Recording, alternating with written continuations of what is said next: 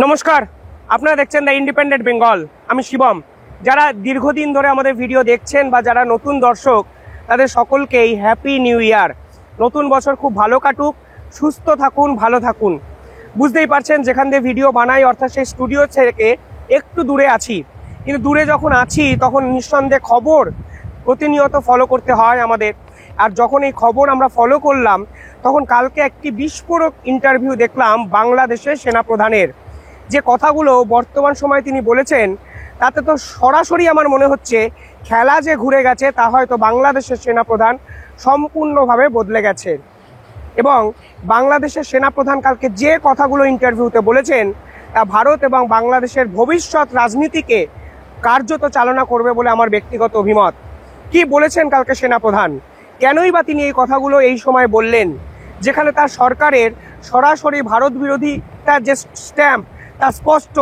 ঠিক সেখানে দাঁড়িয়ে সেনাপ্রধান চাইছে ভারত এবং বাংলাদেশের মধ্যে সুসম্পর্ক বজায় রাখতে, যা নিঃসন্দেহে বর্তমান রাজনৈতিক প্রেক্ষাপটে অত্যন্ত নজিরবিহীন। কি বলেছেন কালকে সেনাপ্রধান? এই ইন্টারভিউটি উনি দিয়েছেন প্রথম আলোকে, যেখানে তিনি বলেছেন, আমি চাই দিল্লি এবং ঢাকার মধ্যে যে দেওয়া নেওয়ার সম্পর্ক আছে তা ভবিষ্যতেও বজায় থাকবে। তিনি আরও আপনারা যদি ইন্টারভিউর গভীরে ঢোকেন তাহলে দেখবেন উনি অত্যন্ত কিছু ভালো ভালো কথা বলেছেন। তিনি বলেছেন ভারত এবং বাংলাদেশের মধ্যে একটি দেওয়া নেওয়ার সম্পর্ক আছে। আমরা চাই ভারত যেভাবে আমাদের প্রতিবেশী রাষ্ট্র এবং গুরুত্বপূর্ণ প্রতিবেশী রাষ্ট্র, ঠিক সেরকমভাবে বাংলাদেশ এবং ভারত একে অপরের সঙ্গে একাধিক বিষয়ে নির্ভরশীল। আমরা চাই এই সম্পর্ক যেন ভবিষ্যতে বজায় থাকে। অর্থাৎ এই প্রথমবার শেখ হাসিনা পরবর্তী সময়ে সেনাপ্রধান ভারতকে নিয়ে মুখ খুললেন, যেখানে উনি চান ভারতের সঙ্গে বাংলাদেশের সম্পর্ক নাকি ভালো থাকবে, অথচ তার দেশের সরকার কিন্তু একের পর এক ভারত বিরোধী সিদ্ধান্ত নিয়ে যাচ্ছেন। তিনি আবার সীমান্ত হত্যা নিয়ে কিছু কথা বলেছেন। তিনি বলেছেন বাংলাদেশের প্রতিবেশীদের সঙ্গে এমন কিছু করবে না যা সেই প্রতিবেশী রাষ্ট্রের কৌশলগত স্বার্থের পরিপন্থী। তিনি চান প্রতিবেশী রাষ্ট্রগুলো তার যেন বিবেচনা করে এবং বাংলাদেশের স্বার্থের পরিপন্থী কিছু না করে। সীমান্তে আমাদের লোকজনকে হত্যা করবে না, আমরা প্রাপ্য জল পাবো, এতে তো কোনো অসুবিধা নেই। অর্থাৎ 180 ডিগ্রি বদলে গেলেন বাংলাদেশের সেনাপ্রধান। যে সেনাপ্রধান বিজেপিকে কাজে লাগিয়ে দিনের পর দিন বিএসএফ এর সঙ্গে একাধিক ইস্যুতে মতানৈক্য তৈরি করেছেন, যে সেনাপ্রধান সীমান্ত হত্যা নিয়ে আন্তর্জাতিক স্তরে ভারতের বদনাম করেছেন, সেই সেনাপ্রধান এখন বলছেন আমরা ভারতের সঙ্গে একই সারিতে পা রেখে চলতে চাই। কেন উনি বললেন এই কথাগুলো? যখন আমি বিশ্লেষণ করতে আমার মাথায় যখন এসছে, আমার ব্যক্তিগত অভিমত আমি আপনাদের 2-3টে শোনাবো, আপনারা বুঝতে পারবেন এটা নিছক এক ইন্টারভিউ নয়। যখন মোহাম্মদ ইউনূস দেশে নির্বাচন কবে ঘোষণা করে দিয়েছেন, ঠিক সেই সময় নিজের মতো করে ফের একবার গুটি সাজাচ্ছেন সেনাপ্রধান। নেপথ্যে কিন্তু মাথায় রাখবেন ডোনাল্ড ট্রাম্প এবং জয়শঙ্করের সেই আন্তর্জাতিক বহু চর্চিত মিটিংও কিন্তু আছে। অর্থাৎ বাইডেনের অত্যন্ত ক্লোজ সেনাপ্রধান এখন চাইছেন ডোনাল্ড ট্রাম্পের ক্লোজ আসতে, কারণ তিনি ভারতের সঙ্গে সুসম্পর্ক রাখার কথা বলছেন। এখানেই শেষ নয়, সেনাপ্রধান আর কি বলেছে জানেন? সেনাপ্রধান বলেছেন তার মতে দুই দেশের সঙ্গে সুসম্পর্ক বজায় রাখতে হবে, কারণ বাংলাদেশ থেকে অনেক মানুষ চিকিৎসার জন্য ভারতে যান এবং ভারত থেকেও নাকি একাধিক পণ্য বাংলাদেশ কিনছে। সেক্ষেত্রে বাংলাদেশের স্থিতিশীলতার উপরে বাংলাদেশের স্বার্থ কিন্তু জড়িত থাকবে। অর্থাৎ এই প্রথম সেনাপ্রধান স্বীকার করলেন কার্যত যে বাংলাদেশ ভারতের উপর নির্ভরশীল। যেভাবে ফেক ভারত বিরোধী ইমেজ তৈরি করে মোহাম্মদ ইউনূস সরকার চালাতে চাইছেন, তা আসলে ভবিষ্যতে কোনো দিশা দেখাতে পারবে না। এবং তিনি এটাও বলছেন ভারত এবং ঢাকা এবং দিল্লি একই সঙ্গে চলবে। এবার আপনারা একটু ফ্ল্যাশব্যাকে যান। এই সেনাপ্রধানের বিরুদ্ধে অভিযোগগুলো কি কি আপনারা বুঝুন। এই সেনাপ্রধানের বিরুদ্ধে কার্যত অভিযোগ সংখ্যালঘুদের উপর অত্যাচার করার। চট্টগ্রামের চাকমা যে সম্প্রদায়, তাদের উপর সেনাবাহিনীর সদস্যরা কিন্তু দিনের পর দিন ঝাঁপিয়ে পড়ে অত্যাচারিত করছেন। একের পর এক তথ্য, ভিডিও, ডকুমেন্টস আমার নিজের হোয়াটসঅ্যাপে আসে, যেখানে সেনাবাহিনীর সদস্যরা এই চাকমা সম্প্রদায়ের মানুষের উপর বিভিন্ন ক্ষেত্রে অত্যাচার করেন। এই সেনাপ্রধানের বিরুদ্ধে অভিযোগটা কি? যখন চট্টগ্রামে ঠিক 1 মাস আগে একটি হিন্দু জাগরণের সভা হলো, ঠিক সেখানে সেনাবাহিনীর সদস্যরা ঢুকে সিসিটিভি ভাঙলেন, হিন্দুদের ধরে ধরে অ্যারেস্ট করলেন। এবং কার্যত দোকান বাজার লুটপাট করে পুরো জায়গাটা একটা ধ্বংসস্তূপে পরিণত করলেন, তখন কিন্তু ভারত এই সেনাপ্রধানের কর্মকাণ্ডে তীব্র প্রতিবাদ জানিয়েছিল এবং সরাসরি তারা বলেছিল এইভাবে একটা দেশের সেনাবাহিনীর সদস্যরা, সাধারণ মানুষ, সে হিন্দু হোক কিংবা মুসলমান হোক, তার উপর এই রকম অ্যাকশন নিতে পারে না। অর্থাৎ আন্তর্জাতিক স্তরের নিউক্লিয়াসে, আলোচনার নিউক্লিয়াসে কিন্তু এই সেনাপ্রধান ছিল। আর এই সেনাপ্রধান কার ভরসায় ছিলেন?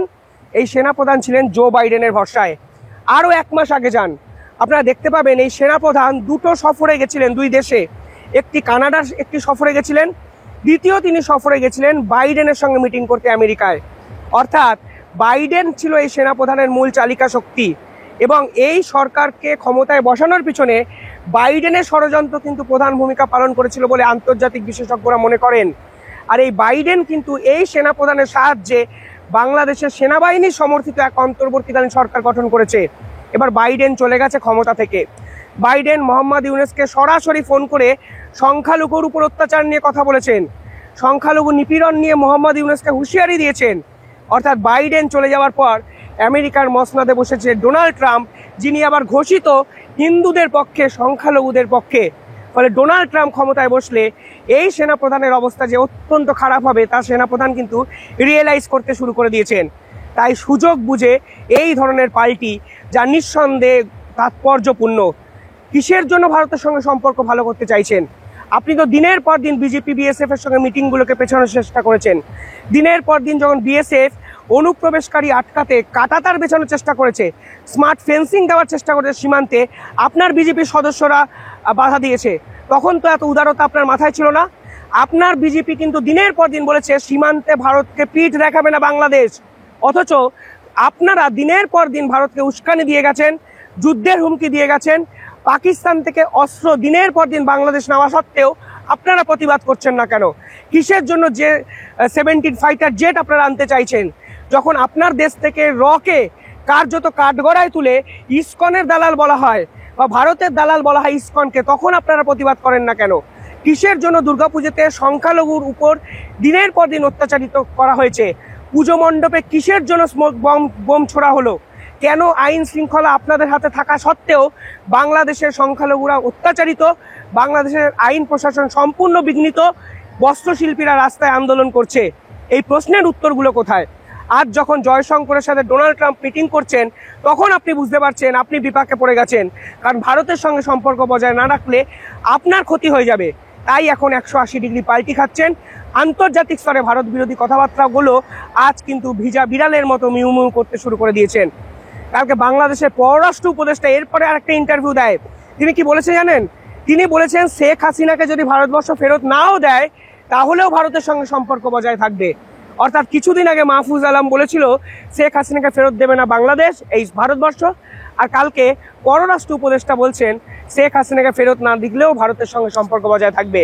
অর্থাৎ সেনাপ্রধান যখন সরকারকে বুঝিয়ে দিতে শুরু করেছে যে ভারতের সঙ্গে সম্পর্ক রাখাটাই হলো দেশের ভবিষ্যৎ, ঠিক সেই প্রেক্ষাপটে দাঁড়িয়ে সেনাপ্রধানের সমর্থনের জন্য আবার পররাষ্ট্র উপদেষ্টা বলতে শুরু করে দিয়েছেন ভারতের সঙ্গে সুসম্পর্ক বজায় রাখবে বাংলাদেশ।